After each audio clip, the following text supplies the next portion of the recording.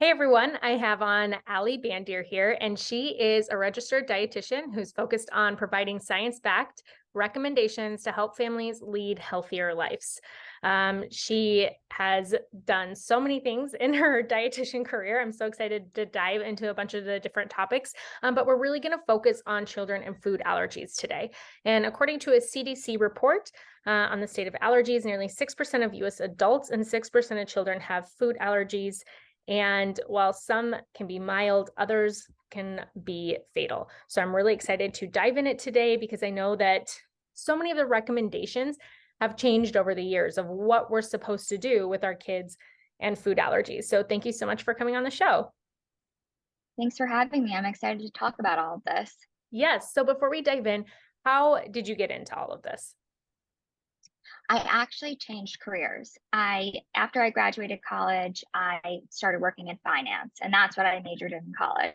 And I did that for a while, but I realized that I really wanted to focus on something that I cared about a little bit more, to be perfectly honest. And at the time, my dad was sick. He's fine now, but that really was a catalyst for me because what he was sick with, a large part was caused by his lifestyle choices. And I decided to change careers, go into dietetics. I had to go back to school. It took a really long time. I had to take chemistry, organic chemistry, all of those very challenging classes. And when I was in school, I went to Columbia to get my master's in nutrition. I started learning more and more about pediatric nutrition. And I realized that if you start young, you could actually instill these healthy habits. You could help prevent allergies. You could teach kids how to have a good relationship with food. And if you start early, your impact is much, much greater. So I decided to focus all of my training on pediatrics. I also do pre and postnatal because it's a similar type of impact you could have. So after Columbia, I trained at Children's Hospital Los Angeles, where I worked with kids with all sorts of medical nutrition issues. But one of the most interesting things I did there was I was on a team at a feeding clinic where we worked with kids and families on how to really combat very severe feeding issues. So kids who had autism and they had sensory issues, we were working with a team of pediatricians, occupational therapists. And from being in this hospital setting, I thought to myself, what if I took some of the practical things we're doing here, combined it with research proven strategies, and applied it to a private practice setting with kids who aren't suffering from such severe medical issues, but really could benefit on a day to day basis from these things. And that's what I did. I moved back to New York. I started my private practice, 10 to Health, and I've been really working with kids 0 to 10 and families trying to help prevent some of these issues and also combat them when they appear. Mm-hmm. I'd love to talk about the forms in which maybe food allergies can appear. Because I think that sometimes there's subtle things that parents may not know or to look for that could potentially be a food allergy, or some sort of allergy that is appearing. And I feel like we kind of like have it that there's going to be like this huge anaphylactic reaction if there's an allergy, versus like the more mild or sensitivity ones. Both my girls have had like some eczema that I'm convinced is like food related. But I took my oldest, we ended up going to an allergist who like did all the pricks on her back and did all this stuff and nothing came up. And so Mm. I'm like, what is it? Yeah, allergies can be very confusing and tricky for parents to figure out what's going on. And there is a difference between a true allergy and a food intolerance. And I could explain, what the differences are. But for an allergy, the two most common signs in a young child. So now I'm talking about a child under 1, which is when we would start introducing allergens. That the two most common signs are hives and vomiting. So it's rare to have an anaphylactic reaction at this age. It's definitely possible, but it's not common. And that I think is a big misconception. Parents are very afraid to start allergens because of that. But usually it's hives or vomiting. Other signs could be diarrhea and or even like welts on your body. You can have difficulty breathing, and that would lead to an anaphylactic reaction or any sort of swelling. For those two, you would call 911. For anything else, you would call your pediatrician. Most pediatricians will recommend that you have Benadryl at home. So if your child breaks out in hives, you could give them a dose of Benadryl, which helps alleviate the hives. But if you have an intolerance, it could be a little tricky to determine because you most likely wouldn't be breaking out in hives in your body, because when you have an allergy, your immune system is overreacting to a certain food. But when you have an intolerance, your digestive system can't break down a certain food. So when it gets confusing is diarrhea. Diarrhea could be a sign of both. So what is it? Mm-hmm. And as you mentioned, going to the allergist, getting the allergy testing, either skin and or blood, will really help determine if you have a true allergy. But for an intolerance, there's no test to determine it. The best way is to do an elimination diet. So there are some, let me correct myself. There are some intolerance testing, but they're not that reliable. So the best way is to do an elimination diet. So if you think you're intolerant to something, don't have it for 2 weeks, see if your symptoms resolve, add it back in, see if your symptoms appear again. Right.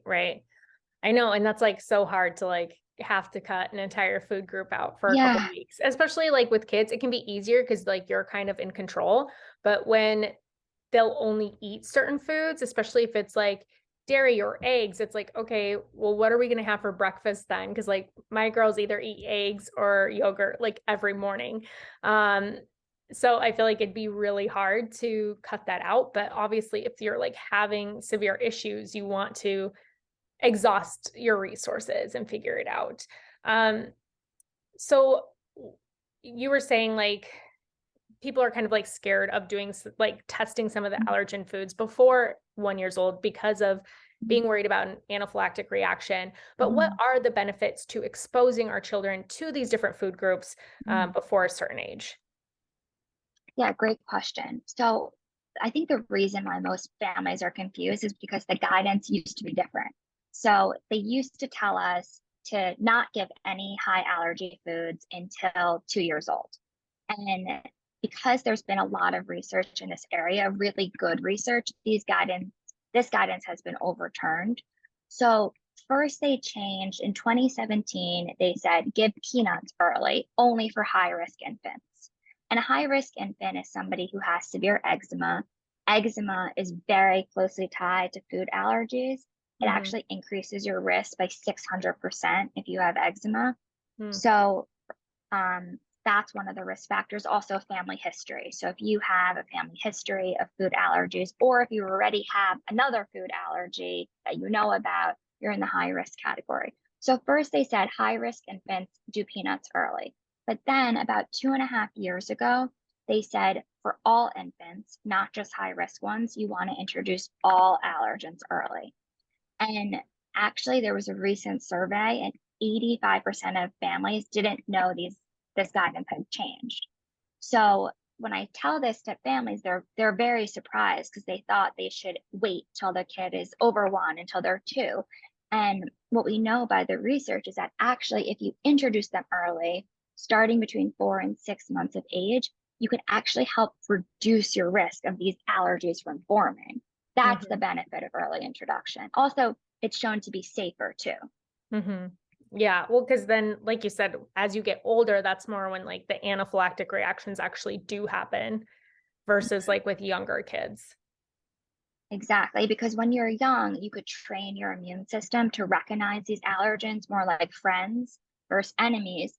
So once you give it early, the key is to keep giving it consistently. And by giving it consistently, you're doing this training for your immune system. So for example, I tell families, let's say you gave peanut butter at 5.5 months. There was no reaction. You did it over a few days and you feel like, ooh, I'm in the clear. But then you don't give peanut butter for 3 months. After 3 months, your child could actually develop a peanut allergy. So once you introduce it, once you deem it to be safe, you want to keep giving it over and over again. That's interesting. I didn't know that part because we don't do a ton of peanut butter. So I know that like I introduced it young, but like I feel like then they didn't really have it until they were older because we just don't use a ton of peanut butter, I guess. But that's good to know. Could that potentially, so you see, I guess with some breastfeeding moms, like babies that are just born with certain allergies and they have to like cut out entire food groups. Is there anything we can do to prevent that? Or is that just kind of one of those things that happens?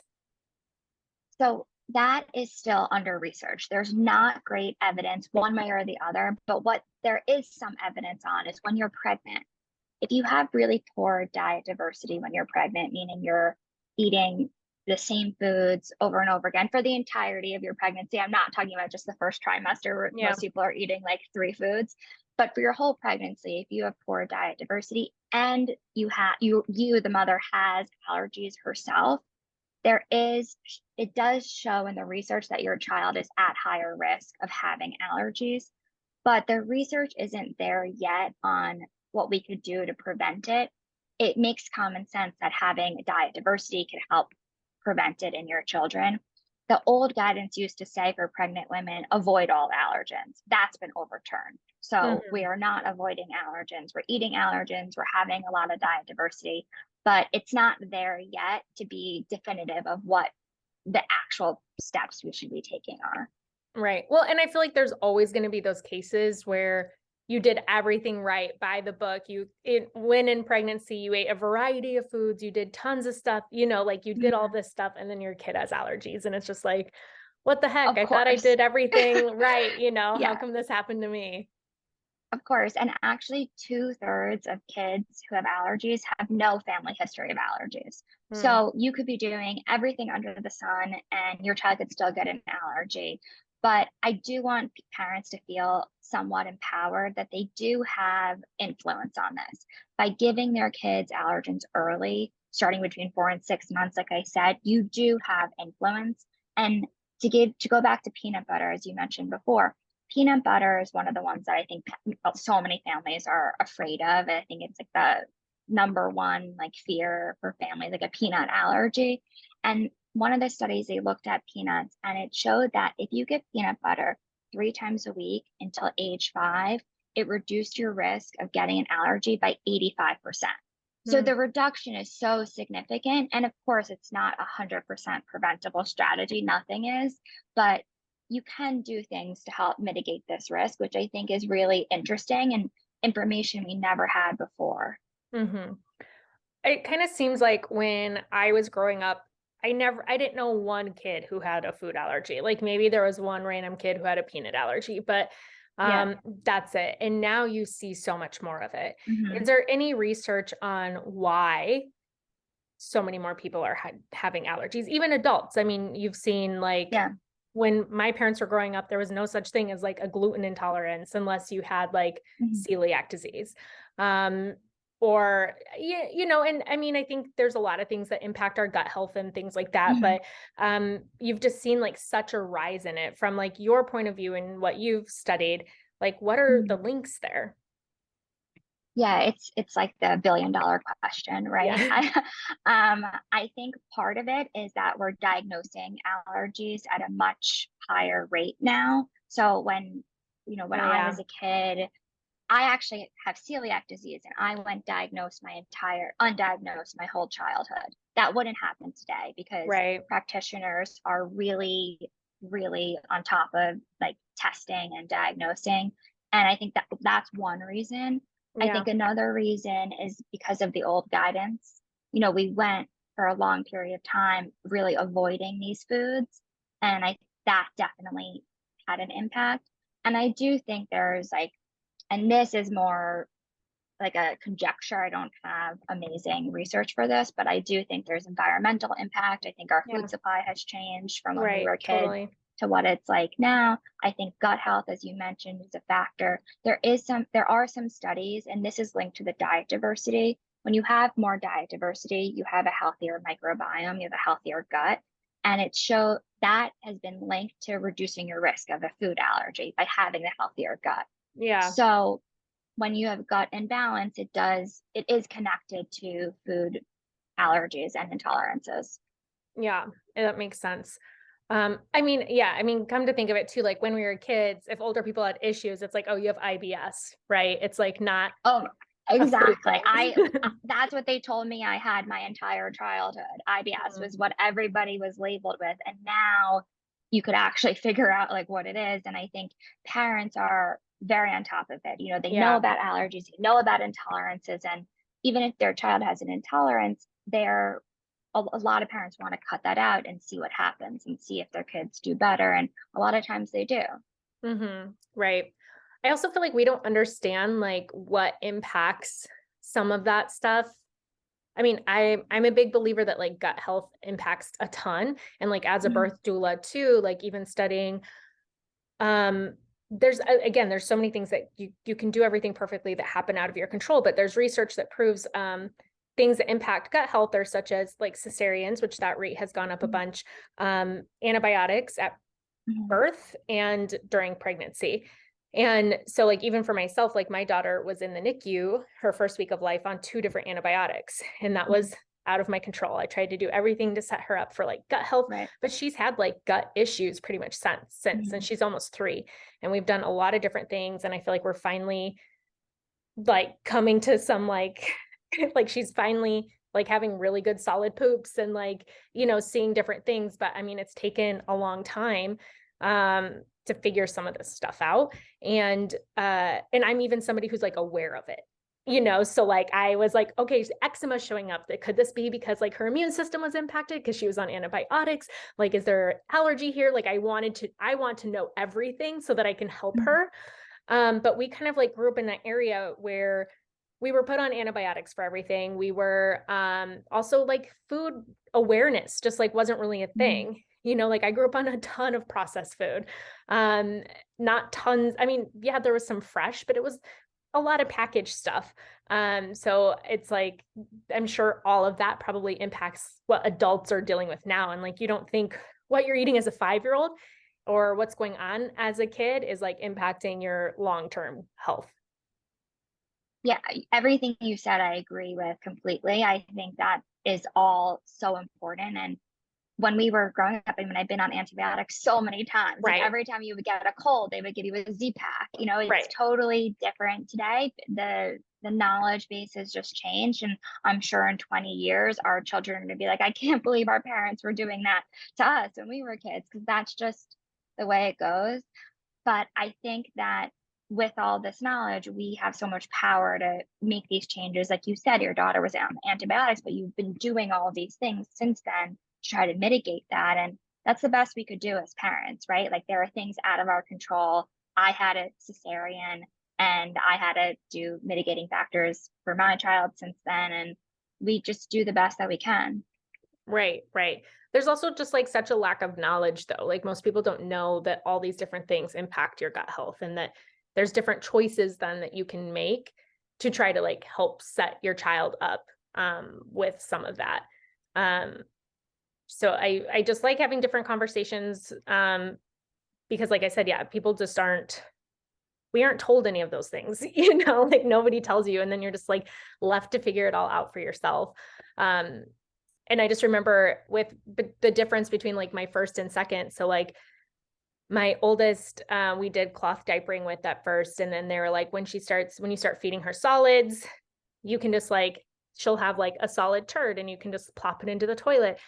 She never had like a solid poop. And I'm like, I just like stopped cloth diapering. I'm like, I'm not cleaning this. You know what I mean? Like, no way. Yeah. But then when I had my second and she started eating solids and she was having solid turds, I was like, whoa, like, is this what it was supposed to be like? Like, that's such a difference. Like, I didn't cloth diaper with my second at all, but I'm like, oh, this would have been way easier to deal with. And like, I could see just like the difference in their stomachs and how they digested food and everything.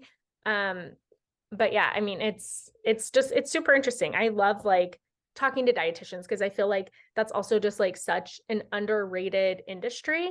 Like people a lot of times will go to the doctor for like different things, and I feel like even your doctor isn't like telling you like some stuff, or like, hey, if you need to take this medicine, or let's say you do need to get on antibiotics for something, here's some things that you can do to support your health through that. Like, we just aren't given any of that information. Whereas I feel like working with dietitians, they're trying to like look more at the whole picture to help set you up. Yeah, I've had a lot of clients come to me for starting solids or, toddler eating issues or the entire food allergy topic. And I think what is missing when they go to the pediatrician is that pediatricians are so important and they have to focus on the medical health of the child. And there's a lot there. They're in charge of keeping this child alive and healthy. And the smaller aspects of what a dietitian focuses on in terms of prevention and food health, and even the intricacies of allergies and identifying risk factors. I have never had a client come to me where they've told me their doctor said, oh, you have severe eczema. This is very closely linked to food allergies, and you should definitely be in a high risk category where you're starting allergens early. And this is the plan. And I think that they just have too much to focus on, pediatricians, and with all the research in every different area of childhood development that they need to be updated on, sometimes, understandably, nutrition things could fall through the cracks. But that's why like having podcasts like this or being able to get access to your own information and be your own advocate is really helpful, I think, for families. And knowing what the risk factors are, and if you're in any of those categories, what you could do moving forward to help reduce your risk. Mm-hmm. Right. So you had mentioned eczema, Mm-hmm. and how it's linked to allergy risk. Is Mm-hmm. that like the first thing that popped in my mind was like causation or correlation? Like, is it? It's correlated, not Okay. causative. Okay. No, it's so hard to have a causative link. These are Mm-hmm. associations. So the associations for high risk factors are eczema, poor diet diversity, other food allergies, family history of food allergies. And the research, the association between eczema and food allergy, some of the research shows that 50% of kids with eczema will get a food allergy. Mm-hmm. So it's quite high, and there are a lot of different hypotheses why, but there's not a clear answer why that happens. But it's just something that parents should know. Like your child has eczema early before you're even starting solid food. So that would be a flag to you to, talk to your doctor, try to get allergens early, start testing them, and have this consistency to really try to reduce your risk. Because if you have severe eczema and you're starting allergens at 1 year old, you lost so many months of really training your immune system. Mm-hmm. So you also had mentioned good food variety. Mm-hmm. How do we keep that going with our kids when they start like getting opinions and Mm-hmm. like my oldest now, like she was always great at eating vegetables. Then she went through like this vegetable thing where like she would barely touch them, but she would eat fruit. She would eat a lot of other things. I could get her to eat it in a smoothie. Now she's back to like maybe, but she just like Mm-hmm. is in that carb phase. Like she has a hamburger, she just wants the bun. And I'm like, no, you have to take a bite. You need some protein too, like trying to get her to like get that diversity in. So how do you have like some tips on how to keep our kids having a diverse diet? Even again, like you can do everything right, but your kids are just going to go through a phase where they don't want to eat meat, where they don't want to eat vegetable, they just go through so many different phases. So how can we like try to keep that variety in there? Sure. So picky eating starts to really spike between 1 and 3 years old, and that is appropriate developmentally. That is what you should expect, and everyone should expect. And part of the reason for that is because they want to identify as their own person. They want to have control over things. And that is what toddlers do, right? So there is some aspect of it that is appropriate developmentally, but where it could get off the rails as a child who's eating all foods and then they end up with 5 foods. It doesn't have to end up in that way. I think that there's some picky eating that should be expected, but there are things that you could do, research proven things that will really help mitigate how severe it gets. And this is all for, a typically developing child. If your child has like oral motor issues or things like that, that's, a different conversation. But for example, one of the things that is shown to be a huge contributor to picky eating is pressure to eat. So it's normal for parents to feel like when their kids are pulling back on certain foods, like, how do I, quote unquote, get them to eat it? And actually, the more that we try to get them to eat it, the more resistance they have to eating it, even if they ate it yesterday, even if it's their favorite food. So I have so many families come to me and they say, my child has loved sweet potatoes his whole life. He's 3. He ate it on Tuesday. Today is Thursday. I gave him a sweet potato and he threw it on the floor. He said, absolutely, I'm never eating sweet potato again. And he didn't, and what I say to them is he doesn't all of a sudden hate sweet potato. He didn't go 2 days and he hates sweet potato. This is about, a control situation. And the more the parents are like, have the sweet potato. You like sweet potato. Why don't you just have a bite of sweet potato? The more like he's not going to eat it. And that's going to continue and continue and continue. So actually, what really reduces this interplay and makes eating more enjoyable is if parents are just like, okay, you don't have to eat it, and then they come back around. So you don't stop giving it altogether. You reduce the amount of times you give it. So you're not going to give it 7 days a week. But if you reduce it to 0, then they don't come back around. They do need this exposure to be able to change their mind about it, but exposure without pressure. The more we try to get them to do it, the less they want to do it. And this goes for all types of food. Another really positive thing families can do is modeling.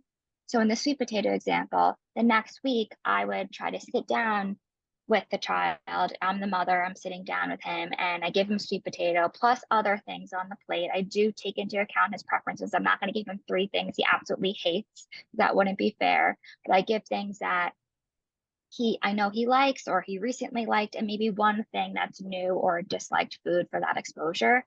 And I sit there and I'm eating the sweet potato. He's watching me eat it. I'm not saying anything. I'm not saying it's the best sweet potato I've ever had. I love sweet potato. Why don't you have sweet potato? Oh, your sister loves sweet potato. Why don't you want it? I'm not saying anything about the sweet potato. I'm just eating it. That over time is what really changes their mind. But once it becomes like a showdown between parents and child, the children always want to win in the sense of, I'm sure you've experienced this, we all have, but the more that you could reduce that and make it not about like who's winning, the better your outcome will be. Yeah, that makes sense. What's interesting is neither of my girls have ever liked sweet potatoes. And it's like supposed to be like one of those first foods that you give. And like neither of them, like even to this day, like will not touch sweet potatoes, barely will touch any form of potato unless it's a French fry. So that's a great point. And preferences are real. If you have a child who has never liked fish, they've never liked sweet potato, that's a preference. And we're allowed to have preferences. Adults have preferences, children have preferences, and that's fair. But if it's something they've always liked and now they all of a sudden hate it, that's a food that's still in play where you can really do these strategies and it'll come back around as you've experienced too. But then there's preferences and you're not going to give them 3 foods they have always hated on their plate because that wouldn't be fair to them. What about kids that like from the beginning, when you first start introducing solids, just are extremely, extremely picky and just, for like a long time, just will barely try new foods, barely anything. Could there be an underlying thing going on? Sometimes it really depends. Some kids just have a lot of hesitancy and fear around trying new things and around food. And with that type of child, exposure and repetition and modeling where you're eating with them really help. It also really helps to get all their senses involved. So let them make a mess and don't pressure them. Go really slow, put a little food on their hands, never shove it in their mouth. Don't put it in their mouth when they don't want it. Let them build up to it. When I was at the hospital, we used to do this ladder of getting kids to engage with foods. So first they might smell it, then they might touch it, then they might put a tiny bit on their lip. And this is over weeks. This is slow. And then eventually they might eat it. So that could be one category of, a hesitancy. Another category could be that there is an underlying thing. So if the child is gagging every time they have food. That's when you go to your pediatrician, and normally they're going to give you a referral to get an evaluation by an OT or a speech pathologist who have a specialty in feeding. Well, they're where they'll evaluate the oral motor skills, so strength, sensitivity, any structural issues in the mouth. And that is a different category where they would likely have to go to in-person therapy. And these kids make such great progress because if there is a structural issue, it could get resolved. If there's a strength issue, you work on that, and then that makes eating so much happier for them. What I hate to see is when this goes undiagnosed, which happens all the time, and then kids eating is such torture for them, and then they develop a negative relationship with food, and they just hate eating.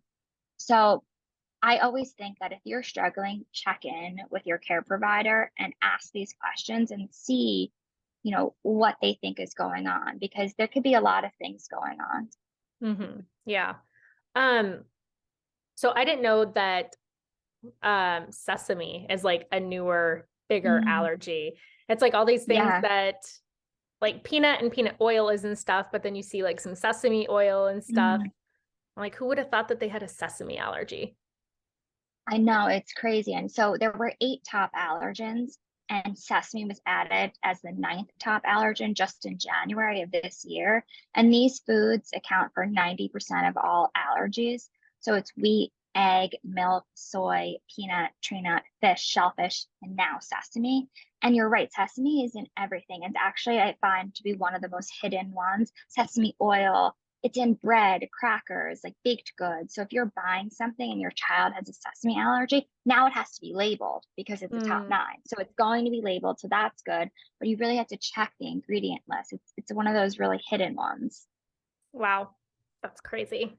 And then also, what are like alternatives that parents can make for kids who have food allergies? So let's say they've been, I don't know if diagnosed is the right word, but diagnosed like with an actual food allergy. So now we have to start looking for alternatives. I mean, that list of the top 8 are in everything. I mean, you think wheat, eggs, dairy, peanuts. Was soy on that list or no? Yeah, soy. Okay, Oh, soy. I think I forgot to say soy. Yeah. Soy is like, especially soybean oil, like it's in everything. So let's say your kid does get diagnosed with this. I find that like wheat is easier to not do. I mean, you can have potatoes, you can have rice, you can, there's so many alternatives. Like they have almond flour tortillas now. So it's not like you have to go without your favorite foods because you can kind of like figure it out. Right. But I mean, yeah, they have the gluten-free toast. They have, you can like find so many options with that, but you're cutting out dairy. So there goes like, or eggs, there goes like baked goods that you're buying from the store. There goes, so many things too. So what would be maybe some substitutes that you found that have helped parents? Sure. I think with the rise in food allergies that we've been talking about, there is a rise also in substitute products. So that's, I think, at least somewhat of a benefit. I do think these products are more expensive, which is really tricky for families. So there are options. You mentioned a bunch of them for wheat. For egg, they sell egg replacer.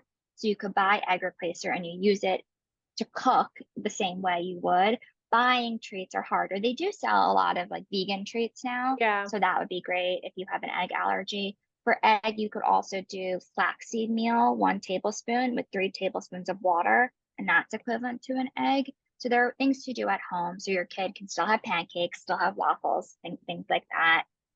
For cow's milk, they have a lot of options for different alternative milks, almond milk, pea milk. Those are good options. For yogurt, they have coconut yogurt. They have, Kite Hill cream cheese is all dairy free. Some people, if you have a cow's milk intolerance, not a true allergy, you could use goat milk products and you could be okay with that, but that's kind of a person dependent thing. Soy sauce, I actually love using coconut aminos, even though you like it too, even though I don't have an allergy. Yeah, I think it tastes great and it's has less sodium than soy sauce. So I actually love that. Fish and shellfish, there aren't real substitutes for those. I would say that you want to make sure you're getting the nutrients that you would otherwise get in that. So omega-3 is a big one that you might be missing out on, but flax seeds and chia seeds are great sources of omega-3. Also, you want to make sure you're getting protein, but that's more easily made up in other categories of food. Peanut, you really have to avoid, but you could have tree nuts or seed butters instead. Same thing with tree nuts. You would have peanut butter or seed butters. There's actually a lot of seed butters now, like sunflower seed butter. Mm-hmm. And actually, those are allowed in school most of the time. Mm-hmm. So if your child loves a peanut butter and jelly sandwich and that's what they want to eat for lunch every day, and you can't pack that for school, most of the time you could do sunflower seed butter and jam, and then and the kids are pretty accepting of that. So yeah, I think that there are a lot of options. It's just, of course, it's difficult. I mean, it's difficult to control what goes on at home, even more difficult at school, at camp. So parents have a lot on their plate if their kids have allergies.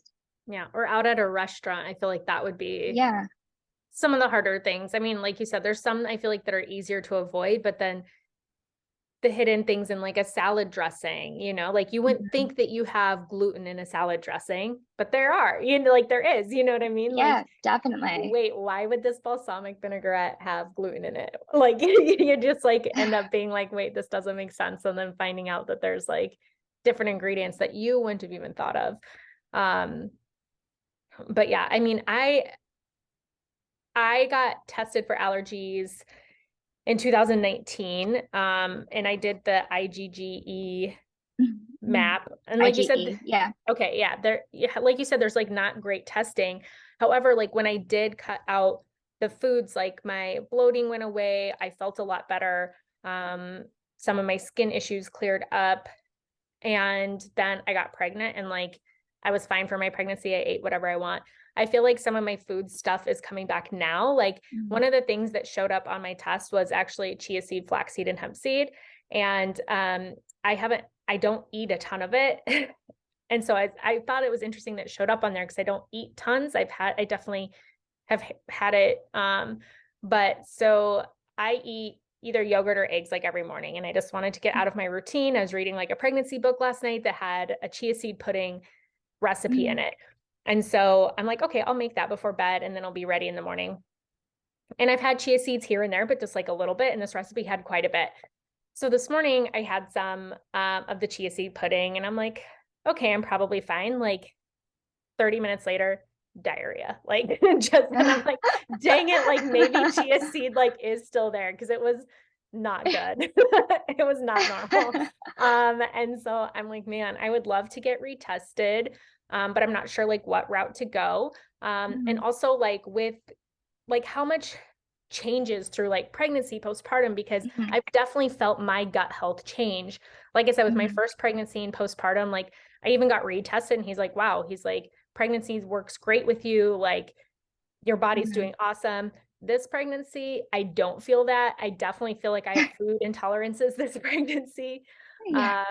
Even with my last one, like postpartum, I could feel being like, yeah, I think some of my gut issues are coming back. So like what kind of testing would you recommend for adults and then for children, or like what steps to take if we think that that's like in our children? But like if it's somebody who's listening and they're like, yeah, like I love eating these things, but I kind of, feel like I have different issues. Like where would you recommend starting? Sure. So at first I thought you were talking about an allergy test, but you're talking about an intolerance test. Yeah, right? Yeah. They did okay, got it. So the intolerance testing, there are a bunch of companies, and I think that if you did 2 different companies the same day, you would probably get different results from them. They're notoriously not that reliable. I think it could be a good first step if you're working with like a functional medicine doctor and you want to do a test, but the true test is the food itself. So if you get your results, and some of them do like red, yellow, green category. Did yours have that? Where it's like red, don't have, so they do like red, yellow, green. I would start with the red category, right? And then they might have, let's say you have 10 foods in the red category, maybe chia seeds was one of yours. I would test it, especially if you're an adult and you're really dedicated to doing this. I would do the elimination diet. It is annoying, but that's the real true test. So for example, let's say you're getting headaches every day. You get this food intolerance test. You have something in the red category and you don't have it for 2 weeks. Your headaches are gone. You have it again, your headaches come back. That's a good indication that maybe you have this tolerance. You had it in the test, but you also had it in real life. Like chia seeds you described, you had diarrhea from them. Yeah. That's not great. Like I'd Right. probably avoid them for a little bit and I would maybe retest it, because the key to all of this testing is the repeatability of it, even for a true allergy. So let's say your child has eggs and they vomit one time from eggs. Usually you would test again. You would test the next week, you do eggs again, no vomit. Great. You would do it again, no vomit. It's probably just a fluke. But if they vomit every time they have eggs, you go to an allergist and you get an allergy test. So similar to an intolerance, the food itself is always the gold standard of what's happening in your body. So, and to your point, your body does change during pregnancy, and every pregnancy is also different. So if you want to do a food allergy test and you don't want to you want to have it for many years, I would do it after your pregnancy. But if you're curious about during your pregnancy, of course you could do that too, but you just know the results might change after birth. Mm-hmm. Right. And then when it comes to food intolerances, like, is this, because I've talked to other people before where it's like sometimes it's almost like your gut just needs a break to like heal, and then you can like have things again. And even with allergies, like my mom in her 50s had an onset almond allergy Mm-hmm. and like ended up in the emergency room. Same thing with my Yeah. brother in his 40s. So With almond also. yes. Yeah. Interesting. Um, so it's like sometimes you aren't always born with it. Sometimes it's like this random thing Yeah. that happens. Yep. But also like as they can pop up, can they also go away? Yes. So there are certain allergies that you could grow out of. Wheat, egg, milk, and soy. If you have those as a child, you're most likely actually to grow out of them. But the other ones, like a peanut allergy, for example, you're most likely not going to grow out of it. That's probably for life. There are some therapies now that can reduce the severity of your reaction to it, but it's not a cure. Hopefully down the line they have more innovation. Um, and you can get an allergy as an adult, like you just mentioned. Actually, the most common one to get as an adult is a shellfish allergy. Almonds actually not that common to get. So it's Oh, interesting that interesting. both your mom and your brother got that as an Mm-hmm. adult, but it's everything is possible. And to your point about intolerances, when you do heal your gut, things that you couldn't tolerate before as an intolerance, sometimes you could tolerate later. Eggs are a really good example of that. I know a lot of people who, when they were having leaky gut or gut issues, they really couldn't handle eggs. But as that started to heal, they're completely fine with eggs now, Yeah. having no symptoms whatsoever. Mm-hmm.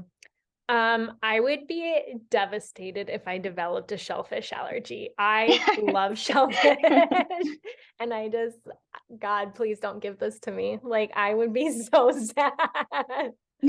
Oh my Well, gosh. actually, there's still a lot of research going on why you could get an adult onset allergy. So what I'm going to say is a hypothesis, but one hypothesis is that when you don't have a food for a really long time as an adult, your body becomes more prone to getting an allergy to it. So if you're having shellfish all the time, according to this theory, it would be very unlikely for you to develop it even as an adult.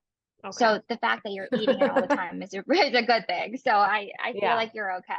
I mean, I have it at least once a week, I would say. You're probably okay then. Okay. Fingers Oh my crossed. gosh. I know. I would be so sad. Well, my husband's grandma developed a shellfish allergy, like, I don't know, in her Mm. 70s or something. So, she had like lobster or something and her tongue was swelling Oh. up. So yeah, I would be so sad. Not the shellfish. I feel like I could give up so anything many other things. anything but the shellfish. Right, right. So for people listening, like who maybe because I mean, I even know people in my life who have had different gut issues, done so many things, saw different doctors, and they didn't even really address any of this stuff still. So like how we were talking about, like when we were kids, you're just like diagnosed with IBS. I feel like there's still people today who like really aren't digging into like the gut stuff, or like maybe you are having intolerances because you have leaky gut or other issues going on. Like they're not looking at this stuff. Because even like when I did my food testing, I was working with a functional medicine doctor, and my underlying issues were I had a parasite and my gut wasn't working properly because I also was like taxing my liver because I was overproducing estrogen, but I wasn't getting rid of it, and all sorts of stuff playing in together. So it wasn't just like one thing. Um, and so it was more like you should remove these foods so we can heal, and then you can like reintroduce. But a lot of doctors aren't working like that. So the only people I know who like really do that are like functional medicine people or dietitians.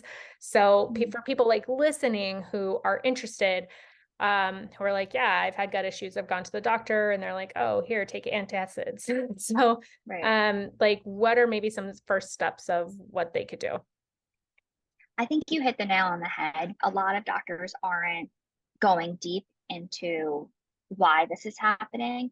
I think if you found a very good GI, that could be another option. But really, the functional medicine doctors and dietitians who really specialize in gut health, they would be who I would recommend you see, because every individual person is going to have a different reason why. Some might have a parasite, like you said, others might have hidden intolerances that are affecting their gut. Maybe somebody has undiagnosed celiac that Right. they need to address. There are so many things that could be impacting it. And I do think that a lot of this is person dependent. So by going to a really great practitioner, you'll be able to uncover some of the answers. Me personally, I don't believe the answer for anyone should just be like take an antacid every single day. Like that's not addressing the root cause. I think that it's a band-aid. It helps your symptoms. But to get to the root cause, unfortunately, it takes a lot of work sometimes. Yeah. Yeah, I know. That's like the hard part too. Yeah, it takes a lot of time, energy, and work, and like everybody's busy, so it can be really difficult to do. Well, and sometimes money, which sucks because it's like Yeah. insurance doesn't cover. And that's like the problem that we've run into like this last year, because my husband has some issues and we went to his doctor, and who's supposed to be more natural minded, and it was just like awful. And so in order to like, I've like called so many places, like gotten quotes for different things, and it's thousands of dollars out of pocket. And it's just like, man, like how do people afford to get to the root causes of things when I know. insurance doesn't cover it? So Yeah. it's like this whole system thing, but that's also why I feel like, again, like conversations like this are important, because it like Mhm. opens that up to be like, okay, well, if I notice I'm having food issues here, like maybe I can remove this. And maybe even just like seeing if your insurance does cover different people. I even know for me, like some places that my insurance doesn't cover, they'll write me a super bill that I can submit Mhm. myself, and then I'll get reimbursed.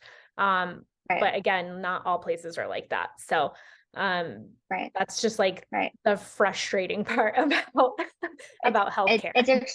it's extremely frustrating. And what's also frustrating is that a lot of times people who they find the root cause, they could go off prescription medication, and then their insurance is not having to cover this ongoing prescription medication. And at the end of the day, you actually save money. Right. Yet the insurance won't cover what it takes to uncover that. So there definitely needs to be changes. I mean, unfortunately, changes sometimes in the insurance world is very slow. Um, but I have also in the past gotten super bills, and you could get out of network benefits, but they don't cover it 100%. So Right. you're still left with the bill, unfortunately. Right. Right. I know it's just, I feel like it is a whole nother conversation about how it is backwards. Like they don't cover like preventative care. It's just like once you're already Right. sick. But if you're Yeah, doing, exactly. yeah, it's just crazy. So before we wrap up, tell us a little bit about Senta Health. Also, if you work with people virtually, and then where people can connect with you and follow you at. Yeah, so I have a private practice. We're based in New York, but we work with clients globally. And we do virtual, definitely. Most of the families I see for children, the kids are 0 to 10 years old. So for 0 to 6, it could be formula selection, breastfeeding, troubleshooting, different like intolerances that are coming up. After that, introducing solids, food allergy prevention, management. Toddler years, a lot of picky eating, behavior around food, how to have good communication around food, reducing family stress around meal times. And then as the kids get older, that's when a lot of the diagnoses come in. So kids with celiac, kids with other issues that we're managing that at that time. And then I also do pre and postnatal work. And you could find me at Instagram at Bandier or on our website at sentahealth.com. Awesome. I'll include those notes or those links in the show notes. And one last question before you wrap up, since the podcast is called Morning Chava, I like to ask how you take your morning Java if you do drink coffee. I actually love tea. I just don't love the taste of coffee. I know that's a really weird opinion, but I'm a tea drinker. And What I kind just of take tea? it plain. Green tea, Green tea. no, nothing in it. Yeah. Yeah. Nice. Very nice. I do like green tea as well. Well, again, thank you so much for coming on the podcast, for having this conversation, and for sharing all of your wisdom and expertise with us. Thanks for having me. It was great to talk.